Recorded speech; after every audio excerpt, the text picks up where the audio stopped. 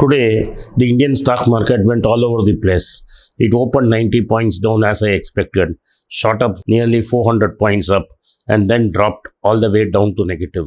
It is still trading at negative as I speak. Let us take a particular example because the bank nifty was also a culprit. One of the stocks which I like, IndusInd Bank. It opened at 370. It shot up to 470 rupees to 450 and dropped all the way back to the 70 rupees to surrender all its gains. Suppose you're a trader and you are trading in this stock. You bought it at 390 or 400 thinking it's going to go up for the day. You went to the kitchen for a coffee and came back. You will find that it's at 370. If you had put in a lakh of rupees, you have lost 20,000 rupees.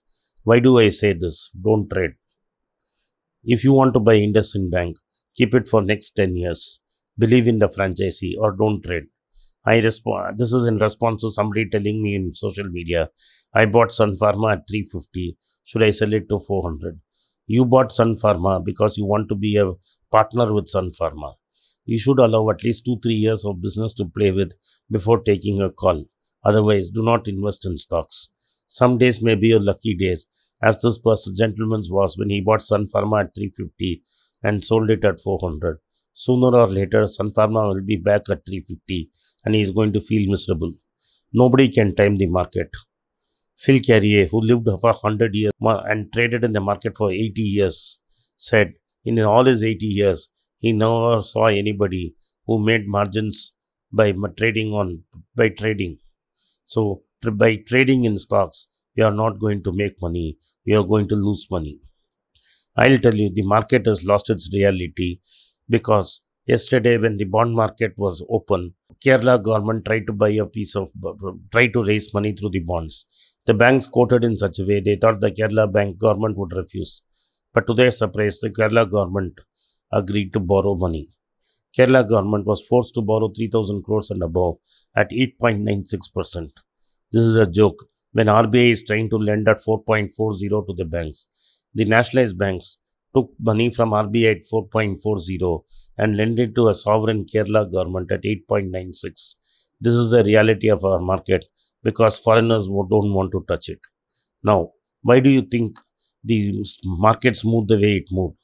Because for some time, it is rumored in the Twitterati that the Employee Provident Fund Office has been trying to manage the index. It has tried to manage the index by buying into Hindustan Unilever. They chose Hindustan Unilever as their weapon because the available float is very less. So buying small amounts can push up the index.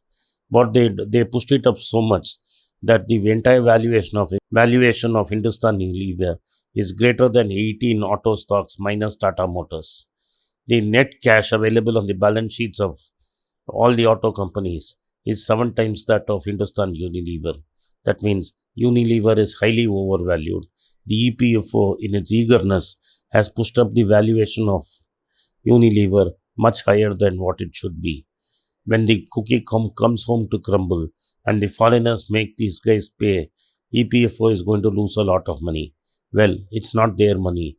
It's the money of the small and middle class worker who is hoping to get a pension out of it. And this is why I say no government agency, whether it's EPFO or LIC, should be in the market. Thank you for watching Berich. If you like this video, kindly share it with your friends and relatives. If you have not already done so, kindly press the subscribe button and turn on the bell notification. There's a WhatsApp number given below. If you want to buy my books, you could send a message. My team will get in touch with you. Both these books are available on Kindle and you can take a look at them.